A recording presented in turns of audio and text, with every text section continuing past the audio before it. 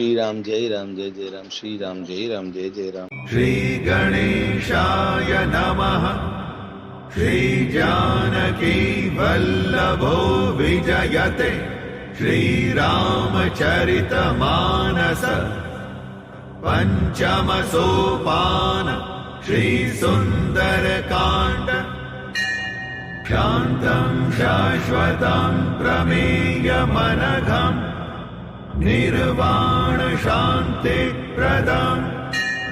ब्रह्मा शंभु फणीन्द्र सेव्य मनीषम् वेदांत वेद्यं विभुम्।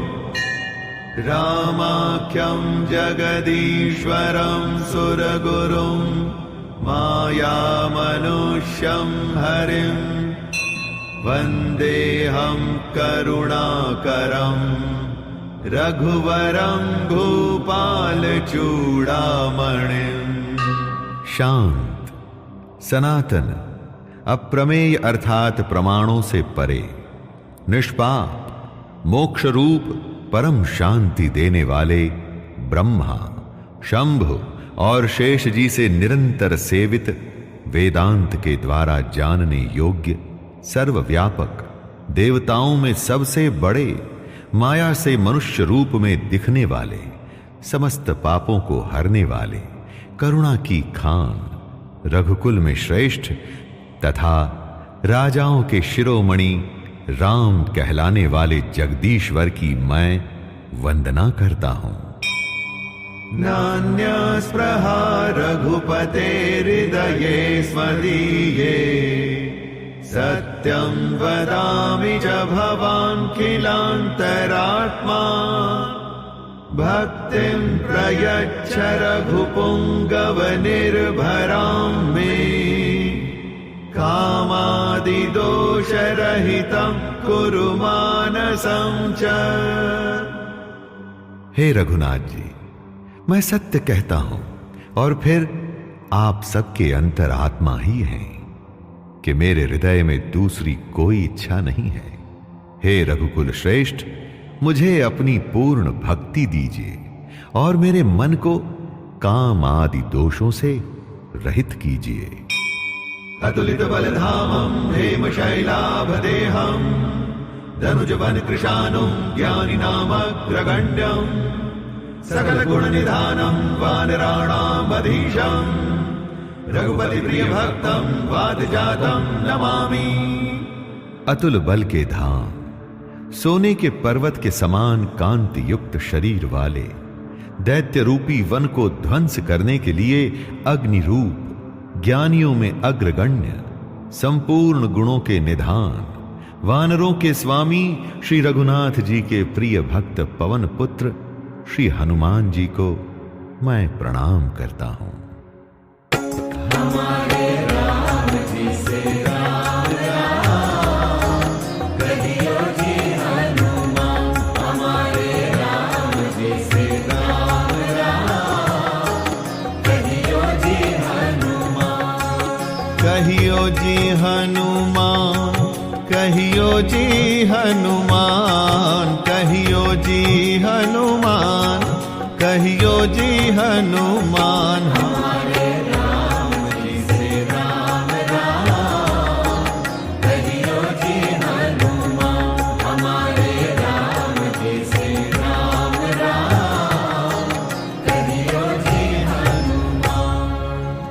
जामवंत के बचन सुहाए, सुनि हनुमंत हृदय अति भाए। तब लगे मोहि परिखेहु तुम भाई, सही दुख कंद मूल फल खाई। जब लगी आवो सीतहि देखी, होई ही काजु मोहि हर्ष विशेषी। यह कही नाई सबनि कहु माथा, चले हर्ष ही धरि रघुनाथा। सिंधु तीर एक भूधर सुंदर, कौतुक कूदि चढ़े उता ऊपर। बार बार रघुबीर संभारी, करके उपवन तनय बल भारी। जेहि गिर चरण देई हनुमंता, चले उसगा पाताल तुरंता। जिमि अमोघ रघुपति करबाना, एहि भांति चले हनुमाना। जल निधि रघुपति दूत बिचारी, तै मैना कहोहि श्रमहारी। हनुमान तेहि परसाकर, पुनि कीन्ह प्रणाम। सिया राम राम काजु कीन्हे बिनु, मोहि कहाँ विश्राम। सिया राम हमारे राम जी से राम राम, कहियो जी हनुमान। जाम्बवान के सुंदर वचन सुनकर हनुमान जी के हृदय को बहुत ही भाए। वे बोले, हे भाई, तुम लोग दुख सहकर कंद मूल फल खाकर तब तक मेरी राह देखना, जब तक मैं सीता जी को देखकर लौट न आऊं। काम अवश्य होगा, क्योंकि मुझे बहुत ही हर्ष हो रहा है। ये कहकर और सबको मस्तक नवाकर तथा हृदय में श्री रघुनाथ जी को धारण करके हनुमान जी हर्षित होकर चले। समुद्र के तीर पर एक सुंदर पर्वत था। हनुमान जी खेल से ही अनायास ही कूदकर उसके ऊपर जा चढ़े और बार बार श्री रघुवीर का स्मरण करके अत्यंत बलवान हनुमान जी उस पर से बड़े वेग से उछले। जिस पर्वत पर हनुमान जी पैर रखकर चले, जिस पर से वे उछले, वह तुरंत ही पाताल में धंस गया। जैसे श्री रघुनाथ जी का अमोघ बाण चलता है, उसी तरह हनुमान जी चले। समुद्र ने उन्हें श्री रघुनाथ जी का दूत समझकर मैनाक पर्वत से कहा, हे मैनाक, तू इनकी थकावट दूर करने वाला हो, अर्थात अपने ऊपर इन्हें विश्राम दे। हनुमान जी ने उसे हाथ से छू दिया, फिर प्रणाम करके कहा, भाई, श्री रामचंद्र जी का काम किए बिना मुझे विश्राम कहां? हमारे राम जी से राम राम, कहियो जी हनुमान। जात पवन सुत देवन देखा, जाने कहूँ बल बुद्धि विशेषा। सुरसा नाम अहिन कै माता, पठी अनियाई कही तेहि बाता। आज सुरन मोहि दीन आहारा, सुनत बचन कह पवन कुमारा। राम काज कर फिर मैं आवो, सीता कई सुधि प्रभु ही सुनावो। तब तब बदन पैठी हूँ आई, सत्य कहूँ मोहि जान दे माई।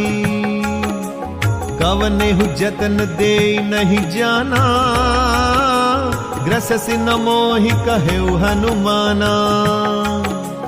जो जन भरिते ही बदन पसारा, कपितनु कीन्ह दुगुन बेस्तारा। सो रह जो जन मुख ते ही ठयऊ, तुरत पवन सुत बत्तिस भयऊ। जस जस सुरसा बदन बढ़ावा, तासु दून कपि रूप दिखावा। सत जो जन ते ही आनन कीन्हा, अति लघु रूप पवन सुत लीन्हा। बदन पैठ पुनि बाहिर आवा, मागा विदाता ही सिरुनावा। मोहि सुरन जेहि लागी पठावा, बुद्धि बल मरम तोर मैं पावा। राम काज सब करिहु, तुम बल बुद्धि निधान। सिया राम आशीष दे गई सो, हर्ष चले हनुमान। सिया राम हमारे राम जी से राम राम, कहियो जी हनुमान। देवताओं ने पवन पुत्र हनुमान जी को जाते हुए देखा। उनकी विशेष बल बुद्धि को जानने के लिए उन्होंने सुरसा नामक सर्पों की माता को भेजा। उसने आकर हनुमान जी से ये बात कही, आज देवताओं ने मुझे भोजन दिया है। ये वचन सुनकर पवन कुमार हनुमान जी ने कहा, श्री राम जी का कार्य करके मैं लौट आऊं और सीता जी की खबर प्रभु को सुना दूं, तब मैं आकर तुम्हारे मुंह में घुस जाऊंगा, तुम मुझे खा लेना। हे माता, मैं सत्य कहता हूं, अभी मुझे जाने दे। जब किसी भी उपाय से उसने जाने नहीं दिया, तब हनुमान जी ने कहा, तो फिर मुझे खा न ले। उसने योजन भर अर्थात 4 कोस में मुंह फैलाया। तब हनुमान जी ने अपने शरीर को उससे दूना बढ़ा लिया। उसने 16 योजन का मुख किया। हनुमान जी ने तुरंत ही 32 योजन का कर लिया। जैसे जैसे सुरसा मुख का विस्तार बढ़ाती थी, हनुमान जी उसका दूना रूप दिखलाते थे। उसने 100 योजन अर्थात 400 कोस का मुख किया। तब हनुमान जी ने बहुत ही छोटा रूप धारण कर लिया और उसके मुख में घुसकर तुरंत फिर बाहर निकल आए और उसे सिर नवाकर विदा मांगने लगे। उसने कहा, मैंने तुम्हारे बुद्धि बल का भेद पा लिया, जिसके लिए देवताओं ने मुझे भेजा था। तुम श्री रामचंद्र जी का सब कार्य करोगे, क्योंकि तुम बल बुद्धि के भंडार हो। ये आशीर्वाद देकर वह चली गई। तब हनुमान जी हर्षित होकर चले। हमारे राम जी से राम राम, कहियो जी हनुमान। निसिचरी एक सिंधु महु रहई, करि माया नभु के खग गहई।